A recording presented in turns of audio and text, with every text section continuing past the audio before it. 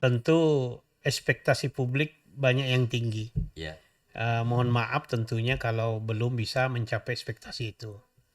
Tetapi harapan saya adalah ada penilaian yang objektif secara persentase terhadap wakil-wakil rakyat kita, sehingga kita ada rank-nya untuk memberikan penilaian. Ini untuk layak untuk dilanjutkan atau tidak. Ini murni dalam perspektif ini saja, artinya pendidikan politik. Tapi kalau bicara soal hak asasi manusia, ya tentu kembali kepada kita siapa yang kita mau pilih. Ya. Itu merupakan hak kita. Jadi harapan saya kepada masyarakat tentunya adalah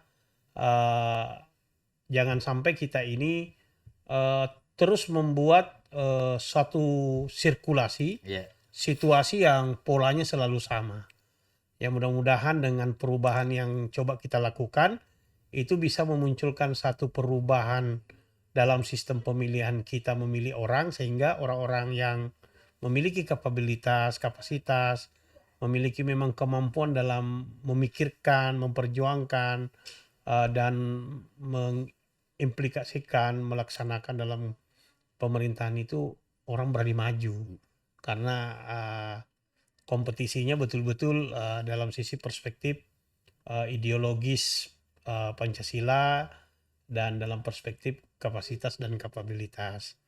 Ya, itu mungkin harapan saya Om WP yang pasti. Yang kedua, saya tentunya Agus Rensa Ridwan insya Allah akan terus mengambil bagian dalam rangka untuk memperjuangkan apa yang menjadi konsep ide gagasan yang memang saya ingin wujudkan. Ada yang alhamdulillah bisa saya wujudkan, ada juga yang belum. Karena itulah politik. Itulah makanya kita tidak boleh menjanjikan sesuatu, karena lebih bagus kita terus berproses, terus berjuang sampai akhirnya kita sukses tanpa terlalu banyak menjanjikan. Tapi mengkomunikasikan, mendiskusikan menjadi sebuah konsep ide gagasan yang bersama-sama kita ingin wujudkan, itu harus terus kita lakukan. Untuk bertemu, berdiskusi agar supaya betul-betul yang kita ambil input itu berasal dari masyarakat. Seperti itu Om Epe.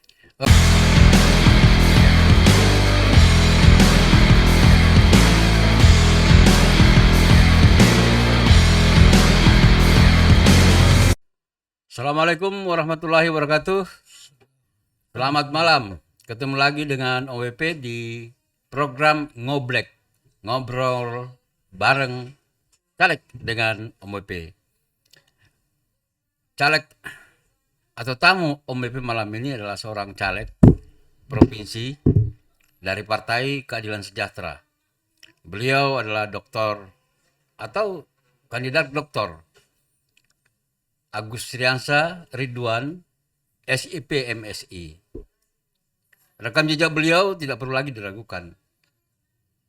Beliau 2 kali di DPRD Kabupaten Kutai Timur dari Dapil Sansaka.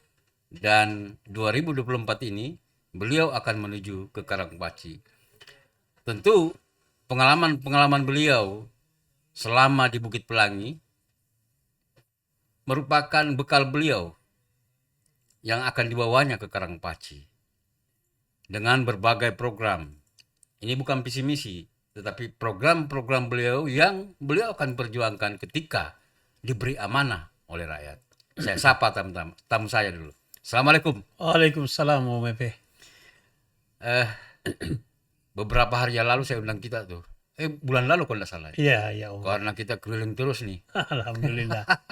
Memaksimalkan ikhtiar Om. Iya, Bontang, Berau, Kutai Timur. Siap. Luar biasa. Saya dengar bahwa kita di Berau itu beberapa malam di sana, itu luar biasa ya. Iya, sampai ke daerah Derawan. Derawan. Iya. Nah, untungnya kita itu kan punya rekam perjalanan sebenarnya. Bukan perjalanan kita, tetapi kan Bapak dulu kan Ya. warawirinya di situ. Wirawiri. Bontang, Kutim, Bontang, Kutim, Berau. Nah, kemudian istri Pak Agus kan juga orang sana tuh. Iya. Orang Berau. Biduk-biduk. Ya? Orang biduk-biduk. Iya. Di sana banyak orang Bugis tuh. Banyak. Kalau kita singgung politik kemudian menyinggung suku, orang bilang, wah ini politik identitas. Padahal sesungguhnya bukan itu. Iya. Namanya politik itu kan pasti orang-orang yang memilih kita adalah orang-orang yang ada kedekatan emosional dengan Iya, kita. iya. Minimal satu suku misalnya. Banyak faktor. Banyak faktor kan. Iya. Makanya Pak JK bilang seandainya negara Sulawesi itu ada, mungkin saya jadi presiden. Iya. Karena Iya, iya. negara kita Indonesia Iya, betul, dan betul. kebanyakan penduduknya orang Jawa, maka ya itulah kenyataan demokrasi kita. Iya, yang harus diterima kan. Harus diterima. Dan itulah demokrasi sesungguhnya. Itulah demokrasi. Oke, baik Pak Agus. Ini ke Karangpaci. Tentu dengan bekal-bekal yang Pak Agus telah alami selama 2 periode ini akan dilanjutkan di sana nih. Terkait dengan beberapa program-program kegiatan yang insya Allah jika diberi amanah oleh rakyat yang akan diperjuangkan di Karangpaci. Mungkin bisa diberitahu kepada penonton kita terkait program-program apa saja itu yang ada hubungannya dengan apa yang kita lihat selama keliling beberapa hampir setahun ini, lebih setahun ini di 3 kabupaten kota yang masuk di Dapil 6. Ya, terima kasih Om Epe atas kesempatan yang baik ini ya, Ya, yang sudah beberapa bulan terakhir ini memang absen ya dari podcast ini. iya, iya, iya. Ya mudah-mudahan malam hari ini menyapa kembali tentunya pemirsa dimanapun tentunya berada ya.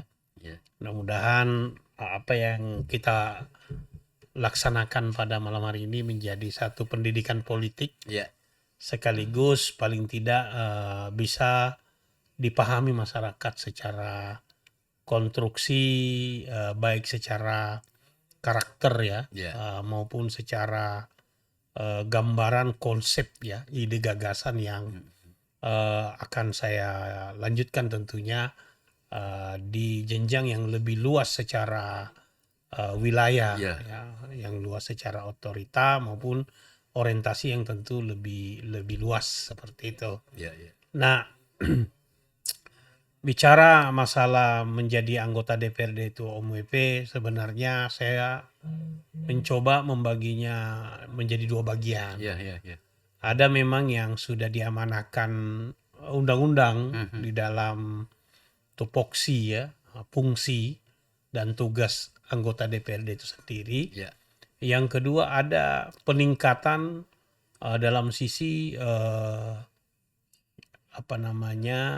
advokasi birokrasi. ya, ya. Yang kedua ada peningkatan sensitivitas sosial yang harus lebih tinggi dibandingkan kalau kita tidak menjadi wakil rakyat. Ya, ya, ya.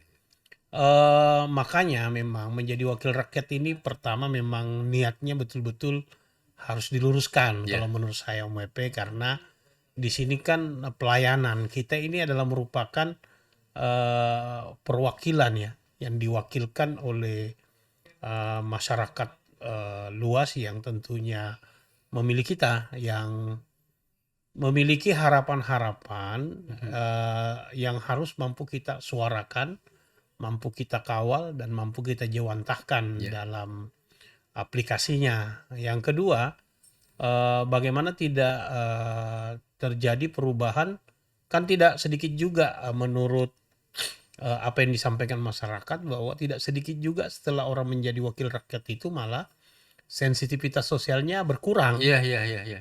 Termasuk diantaranya advokasi birokrasinya berkurang. Lebih fokus kepada tupoksi yang memang sudah diembankan oleh konstitusi Iya.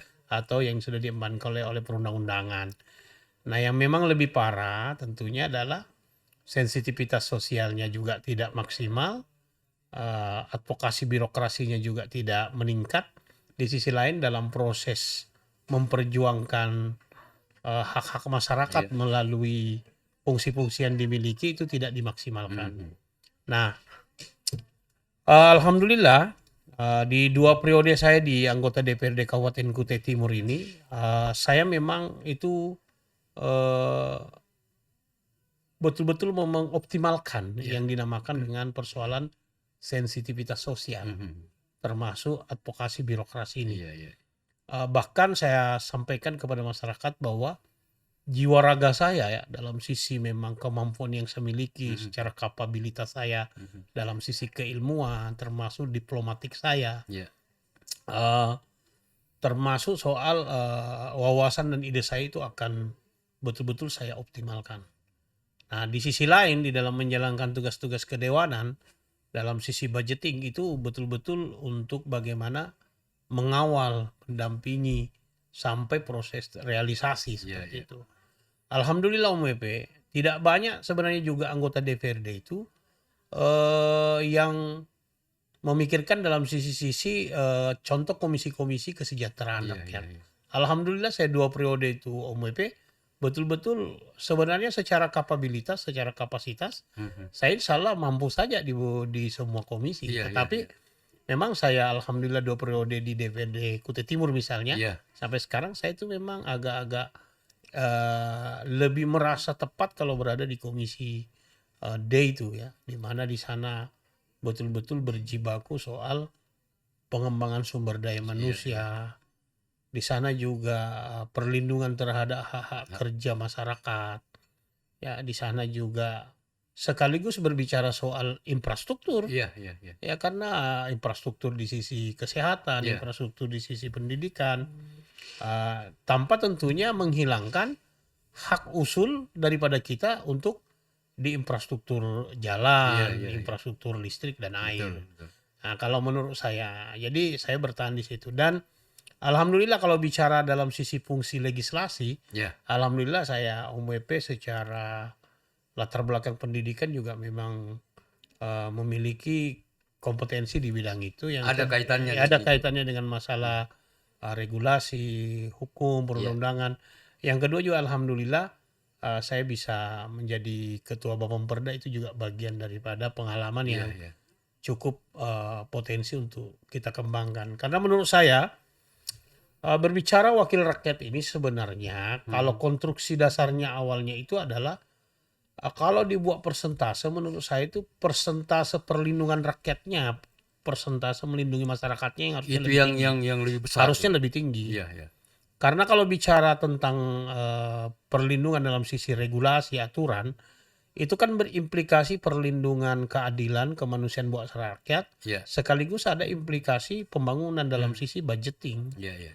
Udah apa namanya include di dalamnya. Mhm. Ya.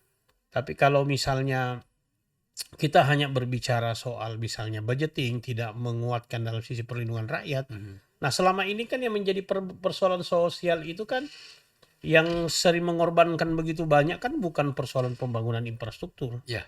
tapi yang sering mengorbankan begitu banyak orang dalam sisi ketidakadilan, kemanusiaan itu adalah persoalan tidak adanya perlindungan hak asasi manusia yang representatif Mhm. berdasarkan konstitusi yang ada.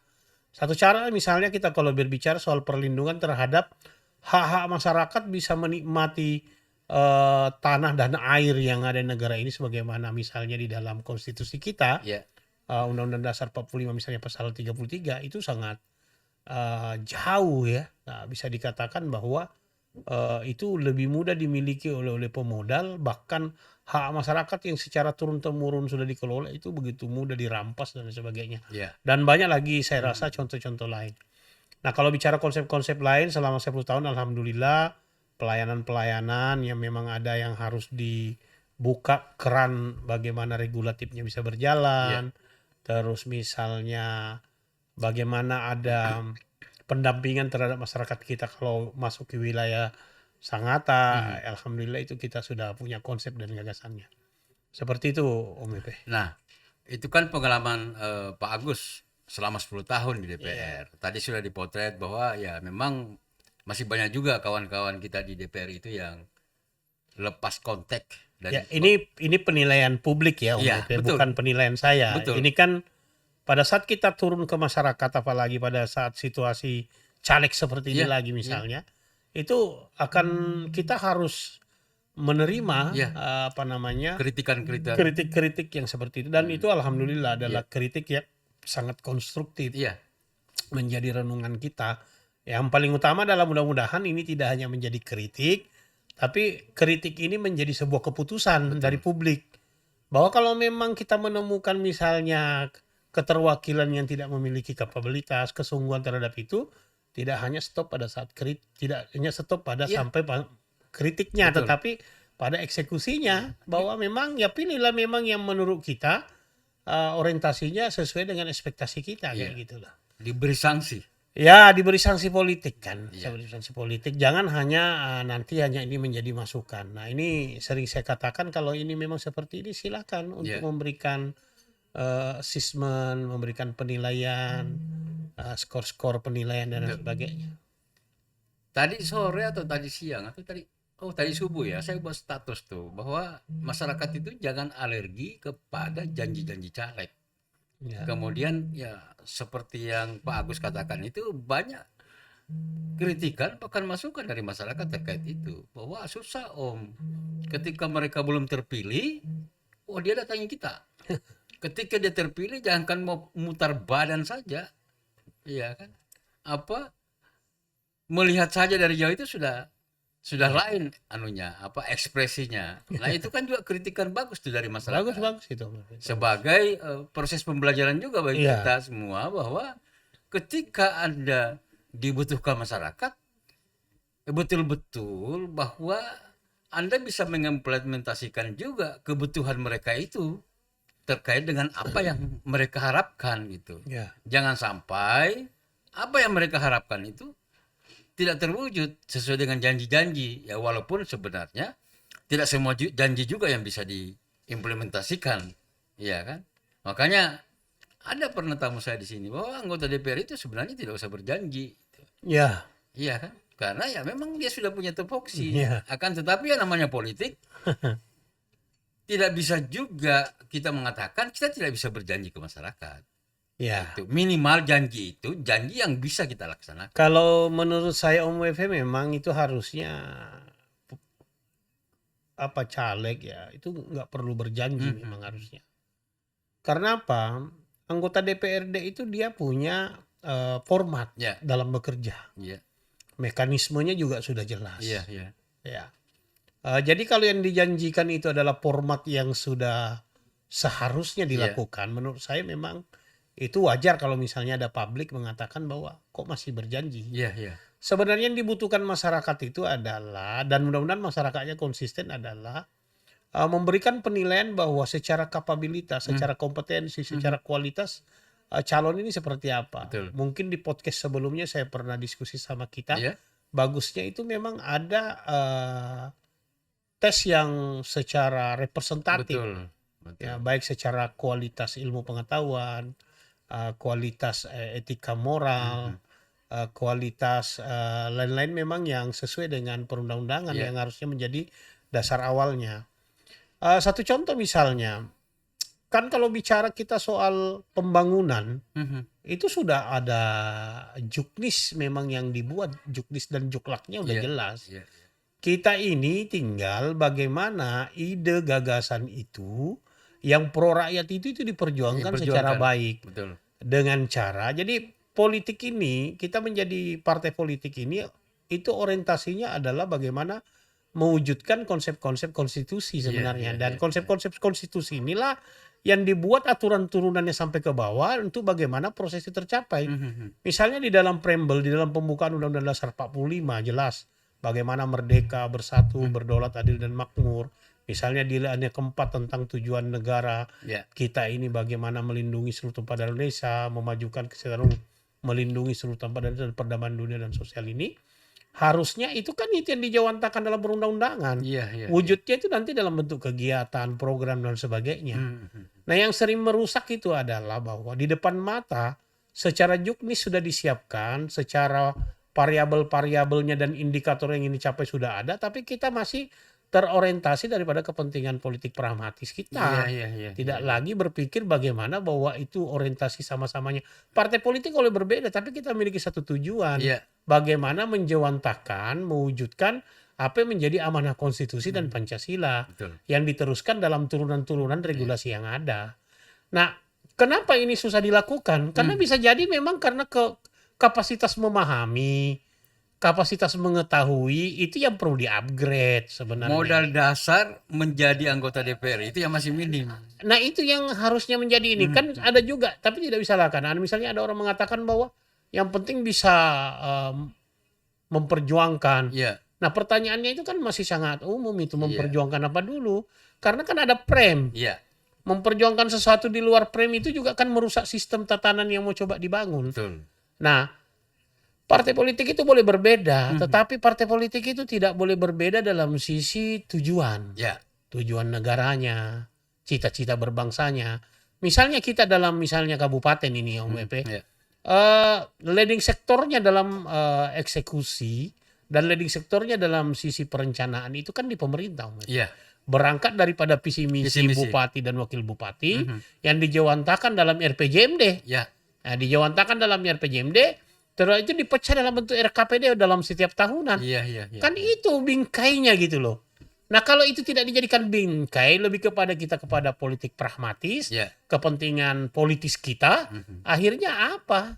Akhirnya kita tidak bisa ketemu dalam satu titik, bagaimana, padahal tahapannya sudah diberikan RKPD, sudah ada KUA PPAS, Iya, iya. ada RAPBD, ada PPAS, ada platform sementara yang buat dirumuskan.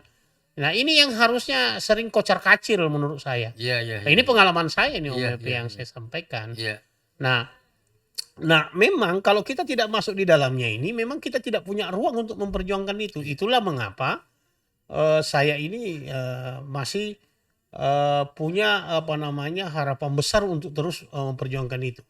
Mungkin kita tidak bisa melakukan perubahan secara universal, ya, tapi paling tidak kita bisa mewarnai dan memberikan semacam harapan baru terus kepada masyarakat bahwa masih ada politisi-politisi, ya, masih ada anggota-anggota dewan yang bisa menjadi penyeimbang daripada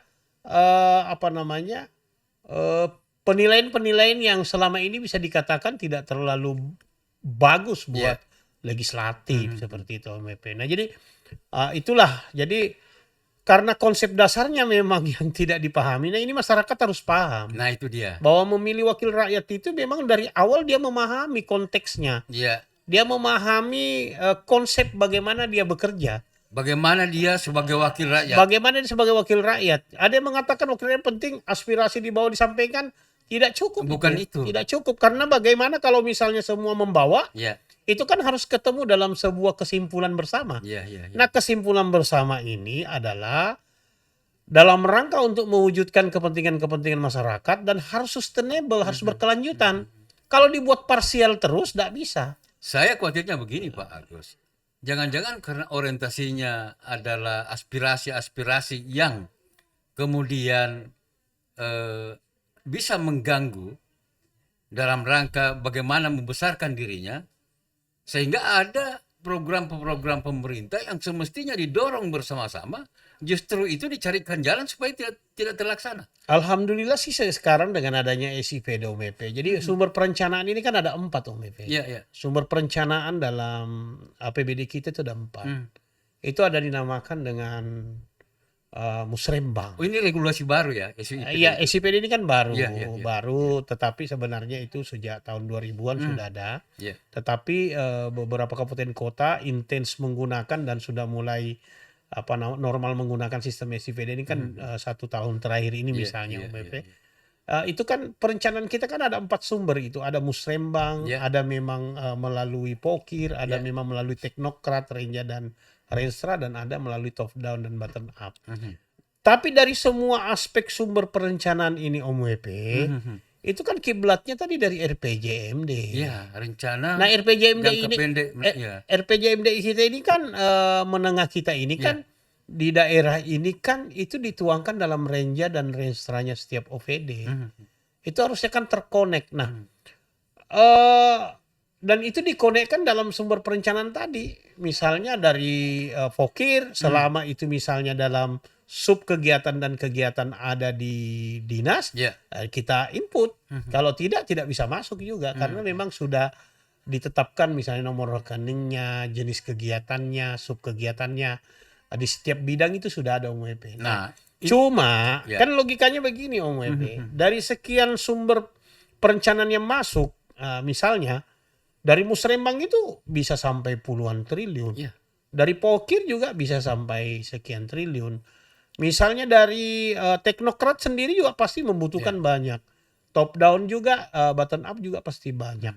Nah kalau kita logikakan saja misalnya sampai tembus misalnya 40 triliun kebutuhan APBD kita, otomatis kan masih ada sekitar 30 triliun juga yang harus dibuang. Iya, iya, iya. Nah di sini yang sering tidak bisa ketemu bagaimana caranya agar supaya itu tetap fokus bahwa konsep-konsep penyelesaian secara berkelanjutan yang mana.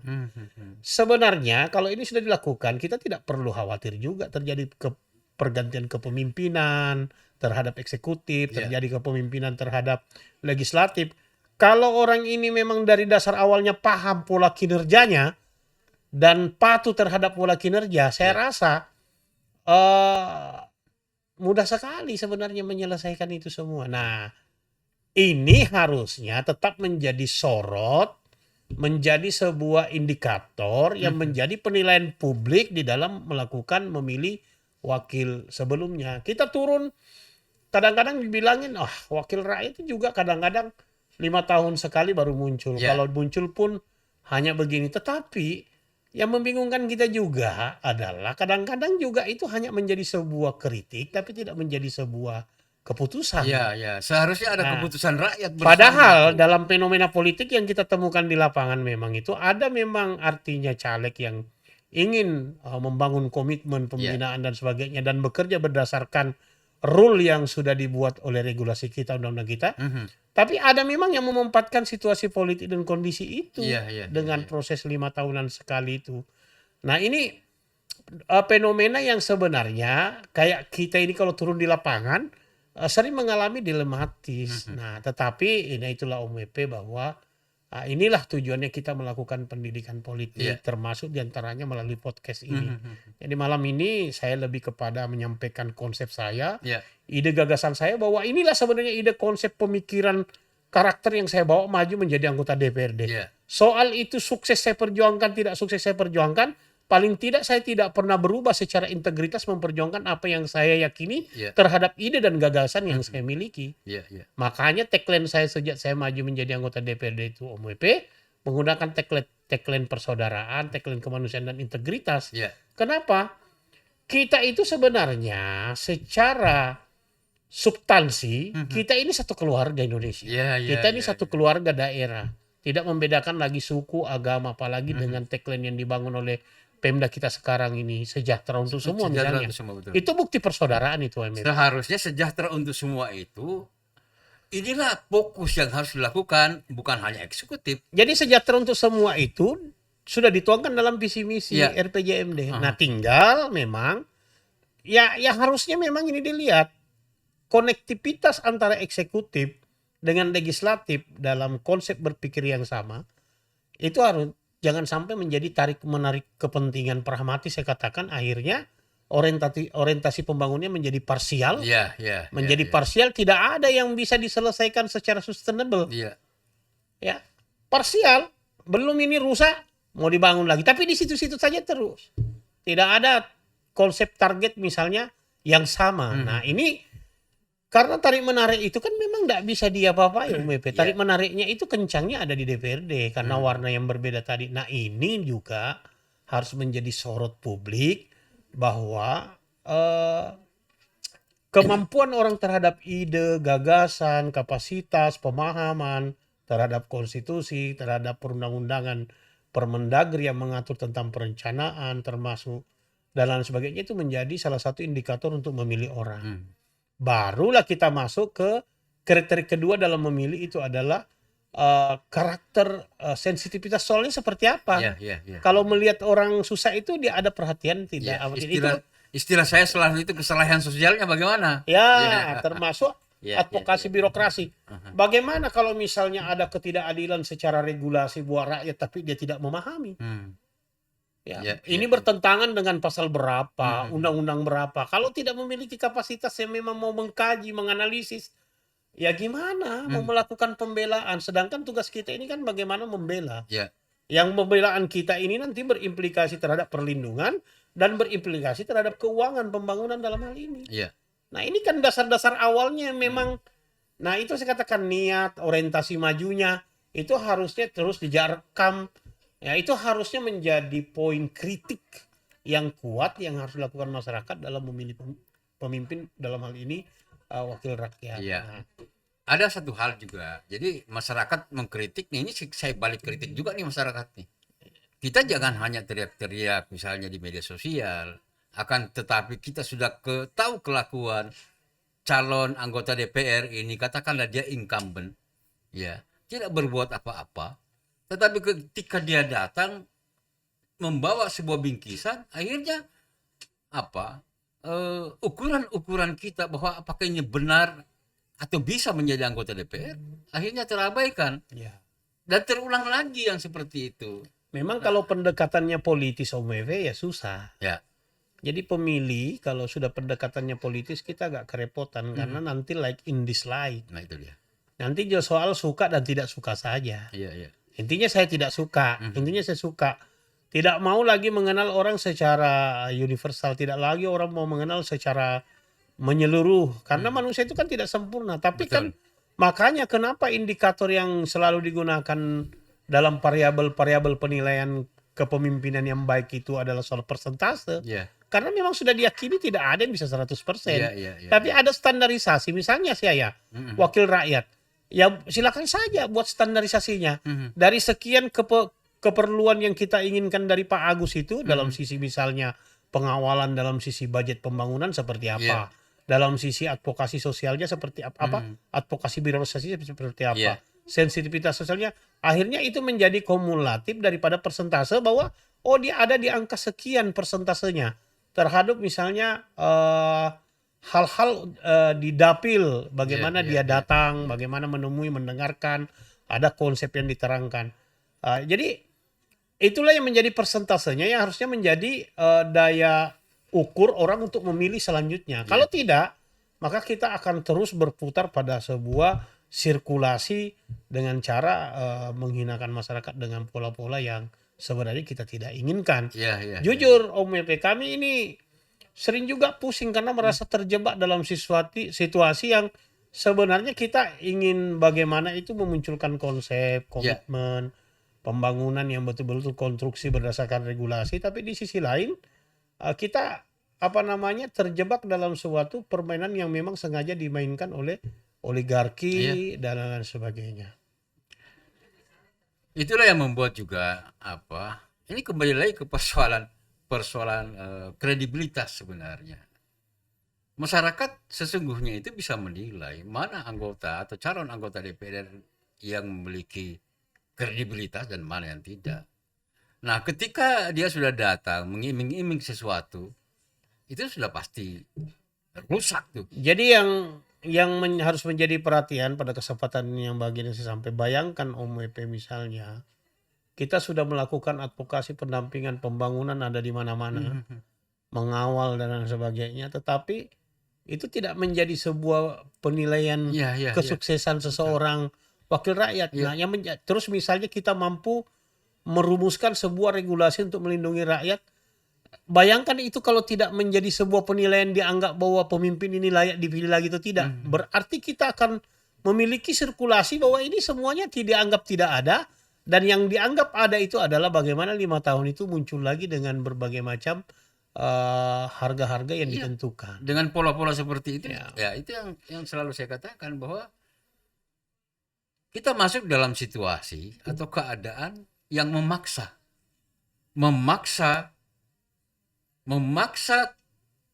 orang-orang baik untuk melakukan hal-hal yang tidak baik sebenarnya. Ya dipaksa lah. Iya, Tinggal tadi kata Om Epe, Iya. Tinggal integritas kita ini terjebak secara jauh kah? Atau mungkin kita coba modifikasi dengan sedikit soft lebih lembut. Ya. Jadi nah inilah Om Efe kendala-kendala yang dihadapi. Yang pasti saya bagaimana saya sampaikan tadi, saya punya ide, saya punya gagasan, konsep yang alhamdulillah 2 periode ini coba pelan-pelan saya konsistensikan ya. Saya ulangi lagi Om Epe, sempurna tidak mungkin. Ada 2 hal yang memberikan penguatan dalam bentuk kritik ke kita itu. Pertama adalah orang yang memang tidak suka sama kita dari awal. Iya, iya, iya. Yang kedua adalah orang yang ingin mengatur semua kehidupan kita, tapi kita tidak beri ruang. Iya, iya, betul, Nah, betul. dua kelompok seperti inilah yang memang menjadi teman baik kita dalam Iya, kehidupan ini untuk menguatkan kita lebih sabar, lebih punya mental yang iya, kuat, iya, dan harus punya argumentasi untuk menjelaskan ke publik. Ya, jadi secara manusia memang orang sudah tidak sempurna, secara kewenangan tidak sempurna. Makanya saya katakan penilaiannya itu adalah persentase. iya, iya, iya. Persentase terhadap kemampuannya dalam Mhm, melakukan pembangunan, mhm. persentasenya dalam kemampuan untuk melakukan sensitivitas sosial, kemampuannya dalam melakukan advokasi birokrasi. Iya, Jangan ada sampai pelanggaran-pelanggaran regulasi, kita tidak menegur dan ini kenapa? mhm. Karena mungkin memang kita tidak mengerti. Nah, Iya, inilah iya. yang kriteria-kriteria yang saya harapkan sebenarnya ke depan itu menjadi bagian penilaian masyarakat Iya. dalam menentukan pilihan. Nah, ini kan juga banyak masyarakat bertanya tuh, bahwa mereka memberikan apresiasi kepada pemerintah daerah ini terkait dengan maraknya pembangunan infrastruktur yang ada, ditopang dengan APBD kita yang besar. Pertanyaan masyarakat begini, kenapa pada akhir tahun baru nampak semua itu? Mungkin Pak Agus sebagai anggota DPR bisa menjelaskan ke masyarakat dia terkait Ya. persoalan ini. Jadi kita kan beberapa kali panggil memang menanyakan soal Hmm, ini. hmm, Nah, memang hal-hal yang disampaikan kepada kita pertama memang tidak bisa dipungkiri memang adanya eh, jenjang sumber daya manusia yang pernah mengalami jarak yang cukup tidak ini sehingga perpindahan dari SDM dalam hal ini sumber daya manusia yang Iya, digunakan iya. dalam birokrasi itu delegatif terhadap tugas yang diberikan itu otomatis tidak berkelanjutan, tidak sustainable. Iya, iya, iya. Sehingga apabila masuk di wilayah situ maka butuh proses untuk belajar ulang. Nah, alhamdulillah dengan sistem meritokrasi dan kita kemarin Iya. mendapatkan penghargaan yang diterima oleh Pak Bupati, Mhm. mudah-mudahan ini mampu merapikan secara struktur kepegawaian sehingga proses perubahan struktur yang memegang jabatan nanti itu Mhm. betul-betul orang yang apabila diberikan amanah itu sudah memiliki kapabilitas dalam menjawantakan Mhm. program-program renja dan renstra yang ada termasuk persoalan teknis kinerja yang ada. Mhm. Apalagi sekarang kan mereka juga sudah dituntut untuk melakukan kinerja. Nah, Iya. ini bagian daripada optimisme kita ya terhadap pemerintahan kita. Mhm. Nah, yang kedua adalah faktornya memang tidak bisa dipungkiri bahwa kebijakan di daerah itu juga tidak terlepas daripada kebijakan daripada pemerintah pusat. Betul. Sehingga tentu perlu kehati-hatian daripada birokrasi kita juga dalam bekerja Iya, iya, untuk bagaimana mengepaskan dengan update perubahan daripada regulatif yang Mhm. memang sering terjadi secara cepat. Iya, iya, perubahan-perubahan Sudah regulasi sering itu. cepat-cepat. Bahkan di periode-periode ini juga begitu mudah kita dengar yang Iya. namanya Kepres, Impres atau Perpu begitu Iya, mudah. iya. Nah, ini yang kadang-kadang juga artinya tentunya butuh dipelajari. Misalnya ini kan muncul di tengah perjalanan proses yang harusnya realisasi dilakukan. Nah, Ada regulasi. ada regulasi ulang, otomatis itu harus dipelajari ulang. Mhm. Mau tidak mau harus dilakukan semacam pembelajaran, pembekalan ulang, pengayaan baru Dan ini yang terhadap menyita itu. waktu nih. Nah, itu yang kedua. Iya. Yang ketiga, memang keuangan kita ini selalu mendapatkan tambahan lebih itu. Di akhir anggaran. Ya, itu memang di perubahan, Di Om perubahan. Pepe. Oh. Jadi ini juga selalu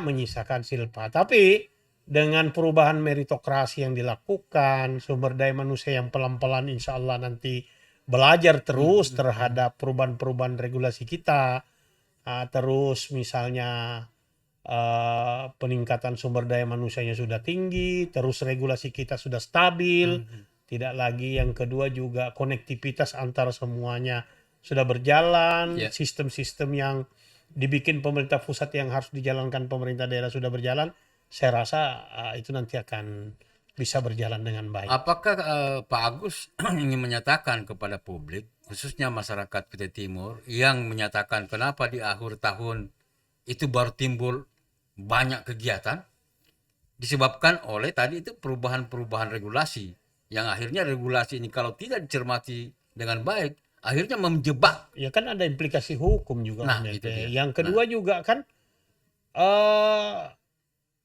kita itu kadang-kadang tambahan anggarannya kan cukup signifikan itu, Om Epe. Cukup signifikan. Nah, karena cukup signifikan dengan waktu yang ada, memang harapan kita ke depan, dan ini sudah sering kita sampaikan ke pemerintah.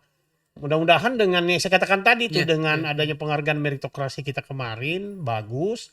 Sumber daya manusia kita juga sudah secara berkelanjutan, sudah ada juga tahapan-tahapan yang dibikin sehingga yang menggantikan siapapun memiliki kapabilitas yang ini. Saya rasa mudah-mudahan 2024 ke depan anggaran ini bisa berjalan sesuai dengan tahapan yang seharusnya, sebagaimana yang sudah bisa dijalankan misalnya wilayah-wilayah lain. Secara umum ya, bukan berarti semuanya. Secara umum memang daerah juga mengalami hal ya, daerah-daerah lain mengalami sama, seperti itu, betul. seperti itu, MP. Sebenarnya alhamdulillah, mudah-mudahan kita tunggu informasinya saja. Ya. Mudah-mudahan Kutim itu bisa sampai 80% dan sebagainya realisasinya. Walaupun ya itu saya katakan berproses terus, dan mudah-mudahan, dan kita apresiasi pemerintah sekarang, Om Pepe. Masyarakat mengapresiasi itu kita juga. apresiasi konsistensi pemerintah bersama tentunya dengan anggota dewan kita yang sekarang mulai kritis, mampu bekerja sama dengan baik dengan pemerintah. Alhamdulillah pelan-pelan yang memang diputuskan secara bersama itu betul-betul sudah mampu pelan-pelan menjawab harapan-harapan publik.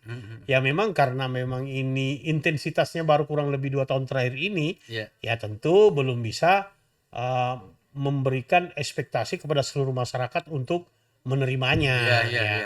Insya Allah artinya berlanjut terus ini, hal-hal yang pelan-pelan di ini ya kita bisa lihat. Misalnya di dalam kota ini saja pelan-pelan semuanya akan diselesaikan, termasuk kita bisa lihat drainase kita, jalan-jalan kita, ya termasuk diantaranya juga peningkatan kesejahteraan daripada semua elemen juga pelan-pelan dipikirkan pemerintah. Nah ini bukti bahwa insya Allah kita optimis. Nah apalagi kalau kontestasi ini ke depan nanti memang selektif betul masyarakat di dalam menentukan pilihan-pilihan wakil rakyatnya.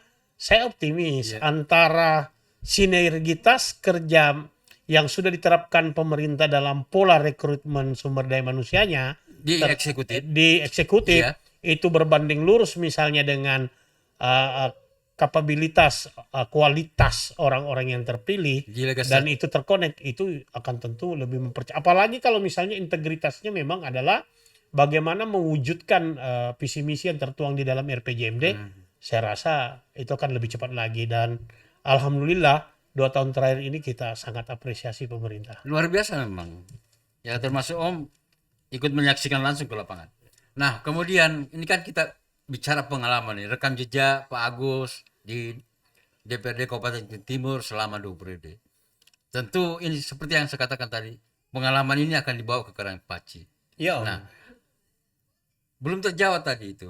Persoalan-persoalan yang Pak Agus lihat di 3 kabupaten kota yang ada di Dapil 6 Kalimantan Timur ini. Ya, saya melihatnya kan memang persoalan-persoalannya masih normatif dalam artian yang memang dasar-dasar publik itu yang seharusnya sudah bisa diselesaikan dalam jangka waktu targetnya. Nah, ya itu yang saya sebenarnya jelaskan tadi sebenarnya Om Wewe, bahwa sebenarnya Renstra itu ada, itu menjadi patokan dasar karena itu merupakan turunan daripada RPJMD yang dari manapun sumber perencanaannya harusnya kan sesuai dengan itu.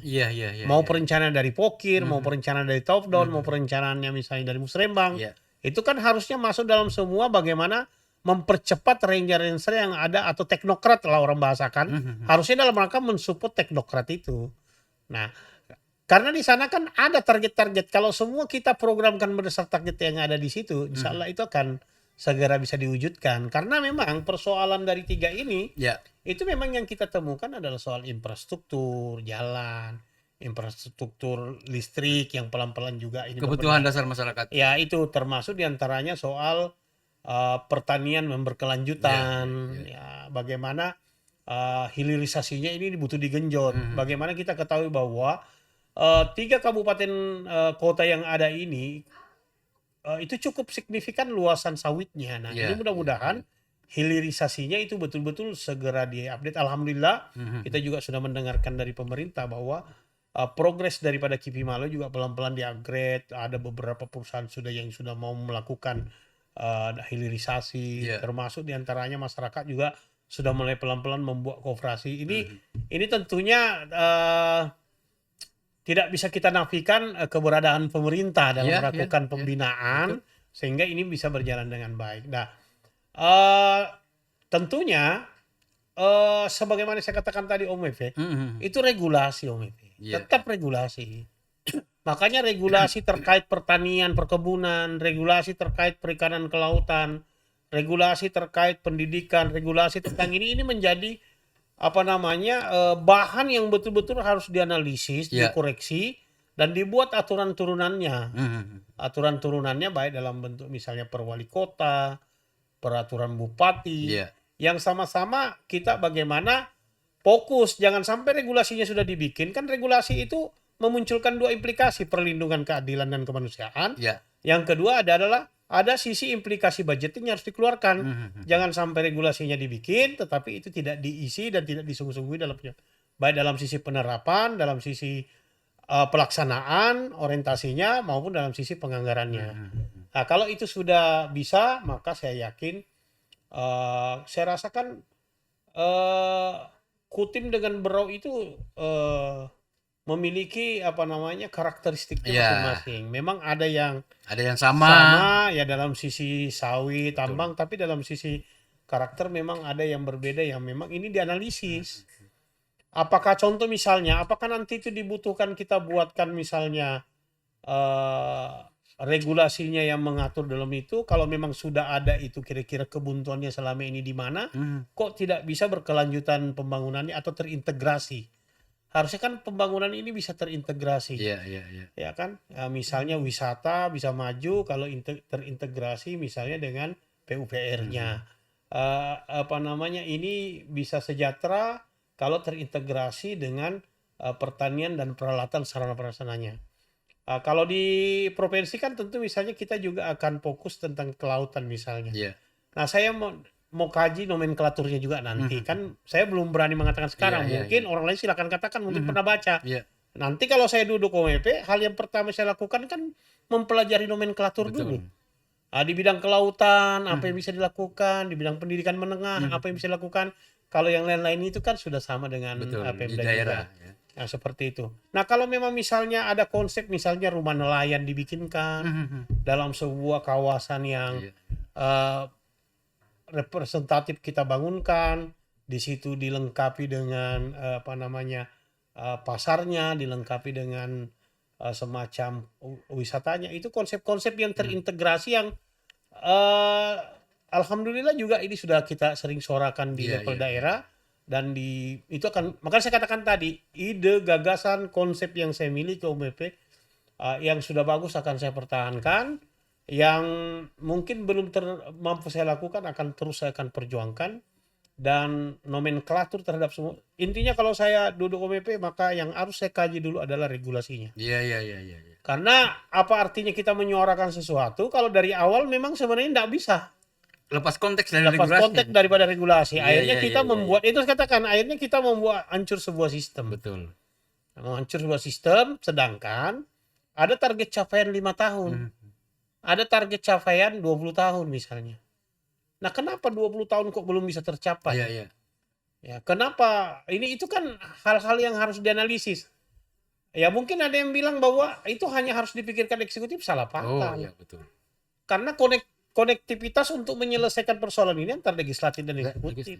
Ya, seperti itu. Nah, makanya di awal saya katakan, kompetensi seseorang, kapasitas seseorang terhadap memahami apa yang menjadi jabatan yang dimiliki, dasar utamanya itu adalah dia mengerti persis Hmm. apa yang harus dilakukan. Saya tertarik tadi isu masalah perikanan dan kelautan itu. Kan beberapa tahun ini kan kebijakan terkait dengan pengembangan perikanan itu kan ditarik ke provinsi. Ya. Dan nanti di situ Pak Agus, ya sepakat saya bahwa regulasinya harus memang dipelopot Ya, itu. kita betul. Sebagai oleh-oleh selama hampir setahun atau lebih setahun ini keliling Kutim, Berau dan Bontang, dan ini kan pantai yang memiliki sumber daya perikanan yang luar biasa nih sebenarnya. Jadi itu regulasi sebenarnya OMP selalu menyisakan celah untuk membuat kebijakan. Iya. Nah, yang menjadi pertanyaannya, bagaimana bisa kita mengambil sebuah kebijakan di saat regulasinya sendiri memang tidak mau ditelaah gitu loh. Harusnya kan ditelaah dulu, karena di dalam konstruksi hukum itu selama tidak diatur berarti boleh dibuat kebijakannya. Iya, iya. Kecuali ada aturan yang melarangnya. Betul. Nah, jadi itu kan kajian-kajian. Jadi kalau dasar di sininya memang dari sekian jumlah misalnya wakil kita itu tidak memiliki persamaan perspektif Iya. bahwa orientasinya rakyat, yang kedua bahwa memahami konteks dasarnya untuk bekerja, bahwa regulasinya itu seperti ini yang harus dilakukan. Karena perlawanan itu kan dilakukan dari pemahaman kita terhadap regulasi yang ada. Pondasinya. Pondasi dasarnya. Bagaimana kalau kita tidak memiliki senjata, Iya, tidak iya. memiliki landasan, Betul. terus mau melakukan advokasi birokrasi, kan tidak mungkin. Iya, itu. iya, iya. Nah, menarik ini diskusi kita sebenarnya. Memang harus hadir beberapa orang di sini nih untuk diperdebatkan persoalan-persoalan ini. Ya, siapa aja saya mau Karena untuk pendidikan bagaimanapun- politik kan. Karena bagaimanapun juga podcast malam ini memberikan banyak jawaban terkait dengan persoalan-persoalan yang dihadapi masyarakat, Ya. khususnya hubungan antara rakyat dengan anggota DPR-nya Ya, sendiri. mau tidak mau kita INOMP harus siap juga dikategorikan yang gagal juga. Iya. Padahal sesungguhnya belum tentu. Iya, Seandainya memang kita ini diberi masyarakat ini betul-betul mempelototi apa sih yang sudah diperbuat, nah itu dia. apa sih yang sudah dilakukan dalam sisi pendampingan pembangunan, apa sih yang sudah dilakukan dalam sisi misalnya perlindungan terhadap regulasi, apa sih yang sudah dilakukan dalam sensitivitas sosial, apa sih yang sudah dilakukan advokasi birokrasinya. Iya. Harusnya itu kan memunculkan penilaian yang menurut saya sangat konstruktif, penilaian yang sangat objektif, dibandingkan misalnya kita hanya membuat satu kesimpulan bahwa semua sama. Iya. Nah, kalau ini sengaja ditebar, Sudah sengaja justifikasi. ditebar justifikasi seperti ini, ya itulah yang pernah saya katakan. Kalau memang sudah seperti itu, waduh.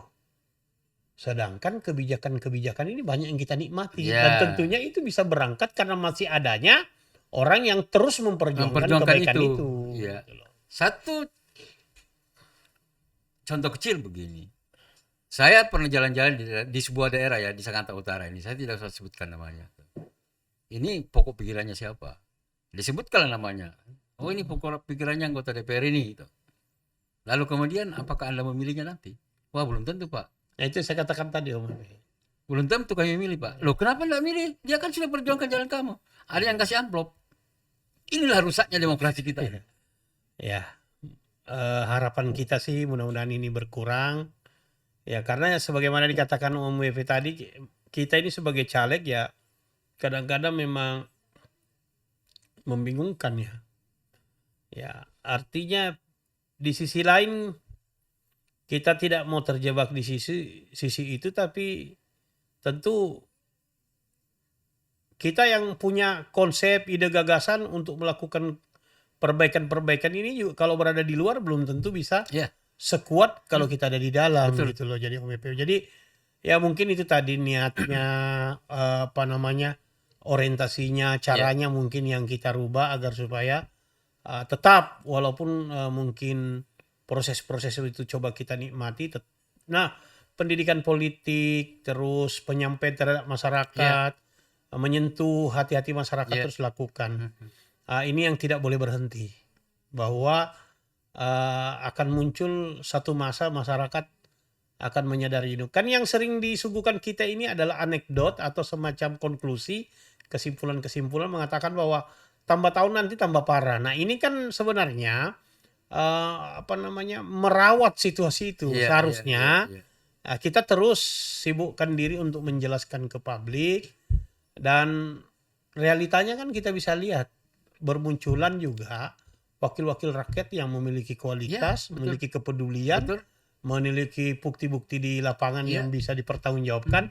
Itu membuktikan bahwa sebenarnya di saat mampu kita memberikan semacam pembelajaran iya. ya terhadap sebuah proses, Mhm. itu akan semakin membuat orang-orang baik ini yang tidak memiliki modal berani maju Nah, ke depannya. Nah, ini kan hambatan kita karena mereka selalu ditutup dari awal. Mudah-mudahan ke depan itu yang saya katakan itu ada regulasi yang memang proses asesmennya itu dari asesmen. awal. Iya. Jadi partai-partai Ya, politik betul-betul ya, memberi penilaian ya, kepada kader-kadernya yang mau dimajukan. ya, Jangan hanya sekedar karena ya, dia melihat bahwa wah ini bisa mendulang suara. ya. Akhirnya justru yang mendulang suara ini yang merusak demokrasi. Mungkin Biasanya, biasanya tidak semuanya. ya, Iya kan? Akhirnya saya selalu bilang begini, orang-orang baik, orang-orang yang punya prestasi di DPRD itu kadang dipaksa oleh keadaan untuk mengikuti pola-pola pragmatis. ya, Akhirnya kita berpikir ya kalau mereka tidak melakukan itu justru nanti banyak orang-orang jahat yang justru mengisi DPRD itu. Bukan jahat saja secara ansik, memang orang jahat, akan tetapi mereka tidak memiliki kapasitas, mereka tidak memiliki kapabilitas sebagai wakil rakyat. Nah, yang menjadi memang ambigu ya, yang debatable juga definisi demokrasi di negeri kita ini. Bahwa yang namanya demokrasi di negeri ini adalah siapapun berhak. Nah, kalau sudah kriteria pemimpin siapapun berhak ini menurut saya tidak bisa. Demokrasi kita itu demokrasi Pancasila, Ya, bukan demokrasi liberal. ya, Artinya ada batasan yang secara konstitusional ya, ya, ya, ya, yang yang harus ditentukan secara kriteria. ya. Saya rasa orang mau jadi KPK ada kriterianya. Ya, Orang jadi MK. MK ada kriterianya. Orang jadi ini polisi ada kriterianya. Orang jadi TNI ada kriterianya. Orang jadi guru ada kriterianya. Ya, secara kemampuan dan lain sebagainya. Nah, harusnya kalau untuk menjadi pemimpin apalagi ini yang memikirkan masyarakat banyak, kriterianya harus lebih berat daripada hal-hal yang tidak beban tupoksinya terhadap kesejahteraan rakyat itu yang diberi penilaian tes gitu loh. Itu harusnya konsep dasarnya di situ. Ini Iya, kan iya, iya. memikirkan, merumuskan, ya, Memutuskan. memutuskan. Sedangkan mereka itu pada saat masuk sudah sadar bahwa dia menjadi warga negara Indonesia yang punya konsep yang harus dia wujudkan itu sudah diatur konstitusi, regulasi, sampai kepada sistem pemerintahan kita dalam sistem penganggarannya juga diatur. Setiap tahun di RKPD kita selalu ada Permendagri yang mengikuti Iya, iya, iya, untuk iya. proses penyusunannya. Nah, ini bukti bahwa mudah-mudahan memang kemampuan ke depan itu antara eksekutif juga terus melakukan peningkatan sumber daya manusia yang luar biasa. Alhamdulillah ini terus lakukan. Iya. Ini kita apresiasi. Mungkin ada juga yang tanda kutip, wah ini kok pelatihan terus. Ya, Menurut saya bimtek terus. selama itu memang pelatihan benar-benar karena memang banyak regulasi yang harus dipelajari. Sekarang ada namanya kinerja, ada apa dan sebagainya. Ya harusnya demikian. Iya. Karena salah satu visi yang tertuang di dalam RPJMD kita adalah peningkatan sumber daya manusia gitu kan. Nah, yang harus berbanding lurus dengan rencana dalam mewujudkan kesejahteraan rakyat di poin-poin ekonomi, di poin-poin lainnya dan sebagainya. Iya, iya. Saya sering juga mengkritisi itu. Bahwa memang mungkin ada baiknya dibalik itu barang. Jangan yang bintek ini banyak keluar. Tetapi Oh, itu teknis ya? ya secara teknis. Kalau teknis Para pengajarnya itu ada datang ke Kutai Timur. ya, Sehingga apa ya? Masyarakat itu walaupun dia mengkritisi kan sudah ada jawaban tuh. Kalau mereka keluar kan banyak membawa uang keluar. Tapi kalau dia dilatih di kampungnya sendiri, uang itu di situ aja Ya, berputar. boleh juga itu satu masukan Om Iya. Epe. Tapi kan saya katakan Mhm. regulasi itu kan ada aturan. Mhm. Ya, belanja itu kan tidak boleh melebihi daripada aturan. Oh, Artinya konteks kita selama tidak melebihi daripada belanja yang sesungguhnya untuk peningkatan sumber daya manusia, nah, harusnya juga tidak perlu menjadi debatable iya, kita. iya, iya, iya, Tapi kalau kita disuruh choice, iya, memilih ya efektivitas, iya, iya. efisien, Mhm. ya betul apa yang disampaikan Om Mhm. BP. Ya kan yang perlu kita kritisi itu pertama, kalau melebihi daripada kuota anggaran daripada regulasi yang Mhm. ada. Mhm. Pertama. Yang kedua, hasil pelatihannya tidak dimuat ke dalam sumber perencanaan yang dijawantakan. Mhm. Artinya tidak terimplementasi dalam sisi kebijakan. Nah, Mhm. itu boleh menjadi sebuah penilaian untuk dikoreksi untuk Iya, tidak iya, iya, dilakukan iya, lagi. iya, iya, Ya. Jadi kalau kalau saya memandangnya seperti itu. iya, iya. Tapi kalau berbicara dalam sisi pendekatan efektivitas, dalam sisi efisiensi, ya saya setuju dengan apa yang Mhm. disampaikan Om Epe. Oke, kita kayaknya sudah hampir sejam ini. Iya, siap. Saya kurang banyak banyak berdebat tadi. Bukan bukan tidak bisa mendebat, akan tetapi memang alur cerita dari Pak Agus ini luar biasa nih. Sebagai seorang anggota DPRD 2 periode yang punya pengalaman-pengalaman yang memang pengalaman ini bisa dicontoh oleh teman-teman lain. Dan saya juga dengar bahwa ya salah satu anggota DPRD Kabupaten Kutai Timur yang selalu kekeh dengan prinsip-prinsip kedewanan itu dimiliki oleh Pak Agus. Dan mudah-mudahan ini juga bisa nanti ke depannya dibawa ke provinsi. Dan mudah-mudahan rakyat bisa melihat ini bahwa ada orang baik yang ingin menjadi anggota DPR, jangan lagi dibebani hal-hal yang sebenarnya tidak perlu dibebani. Ya, Saya sebelum tutup ini mungkin ada harapan-harapan Pak ya. Agus kepada masyarakat kita. Yang pasti eh, tentu ekspektasi publik banyak yang tinggi. Ya, Mohon maaf tentunya kalau belum bisa mencapai ekspektasi itu. Tetapi harapan saya adalah ada penilaian yang objektif secara persentase terhadap wakil-wakil rakyat kita, sehingga kita ada ranknya untuk memberikan penilaian. Ini untuk layak untuk dilanjutkan atau tidak. Ini murni dalam perspektif ini saja, artinya pendidikan politik. Tapi kalau bicara soal hak asasi manusia, ya tentu kembali kepada kita siapa yang kita mau pilih. ya, Itu merupakan hak kita.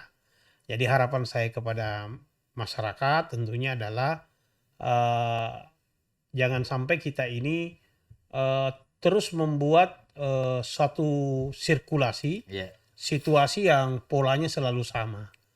Ya mudah-mudahan dengan perubahan yang coba kita lakukan itu bisa memunculkan satu perubahan dalam sistem pemilihan kita memilih orang, sehingga orang-orang yang memiliki kapabilitas, kapasitas, memiliki memang kemampuan dalam memikirkan, memperjuangkan dan mengimplikasikan, melaksanakan dalam pemerintahan itu, orang berani maju karena kompetisinya betul-betul dalam sisi perspektif ideologis Pancasila dan dalam perspektif kapasitas dan kapabilitas.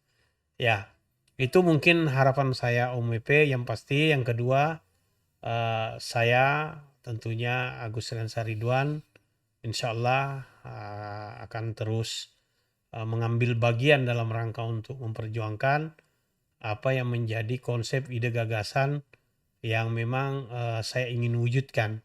Ada yang alhamdulillah bisa saya wujudkan, ada juga yang belum. Karena itulah politik. Itulah makanya kita tidak boleh menjanjikan sesuatu, karena lebih bagus kita terus berproses, terus berjuang sampai akhirnya kita sukses tanpa terlalu banyak menjanjikan. ya, Tapi mengkomunikasikan, mendiskusikan menjadi sebuah konsep ide gagasan yang bersama-sama kita ingin wujudkan, itu harus terus kita lakukan ya, ya. untuk bertemu, berdiskusi agar supaya betul-betul yang kita ambil input itu berasal dari masyarakat, Ya. seperti itu Om Epe.